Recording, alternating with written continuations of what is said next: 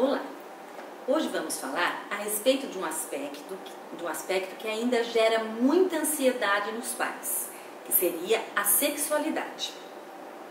A educação sexual atual sofreu muitas mudanças, influenciadas pela revolução sexual, com a vinda da pílula, do divórcio, do amor livre e do sexo nos meios de comunicação. Isto fez com que os pais de hoje, encontrem ainda mais dificuldades em lidar nesse aspecto com seus filhos. Em primeiro lugar, quem deve fazer essa educação sexual? Inicialmente e principalmente a família. É lógico que a escola e os demais meios de comunicação podem e devem colaborar com isso, mas a base deve vir da família. A sexualidade começa a se desenvolver na criança desde o seu nascimento. Em princípio, ela está mais centralizada, essa energia sexual, na parte oral, nessa região da boca da criança. Por quê? Porque é através dela que a criança recebe a alimentação e o carinho da mãe.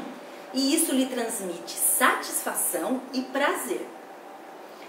Também é muito importante nesse início, logo após o nascimento, quando ele ainda é um bebê, que a criança, o bebê, receba os carinhos, as carícias, tanto do pai quanto da mãe, pois assim ele começará a perceber, a ter consciência do seu corpo.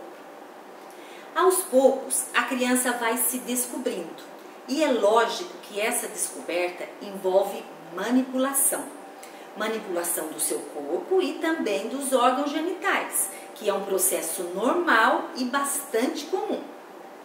Mas é justamente nesse início em que ocorre uma maior ansiedade por parte dos pais. O importante é ficar claro que os pais devem ser honestos e espontâneos e informar da maneira mais correta o que as crianças estão questionando, procurando sempre não tomar atitudes erradas. Então, como agir?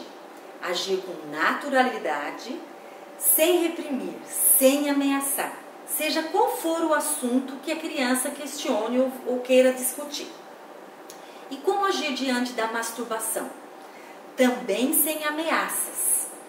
A criança passa por essa fase normalmente. Se esse comportamento se tornar muito intenso ou frequente, significa que algum outro aspecto do desenvolvimento ou da vida da criança não está bem, pois uma criança feliz se masturba menos, sente menos necessidade dessa manipulação. E como agir diante da curiosidade da criança? Porque muitas vezes ela pede para entrar no quarto, para ver os pais se trocarem, para ver os pais tomarem banho, se despirem. Só faça isso se você se sentir bem. Não há nada demais em se trocar, em se vestir na frente de nossos filhos, desde que isso seja feito de uma maneira natural, sem constrangimento. Se você não se sentir bem, não faça isso e informe a seu filho que você não está fazendo isso porque você não se sente bem. Também é muito importante na infância fortalecer o grupo misto. A menina tem que brincar com meninos e meninas. O menino tem que brincar com meninos e meninas, para que assim vá se desenvolvendo também o papel sexual. Em que situação devemos procurar um especialista?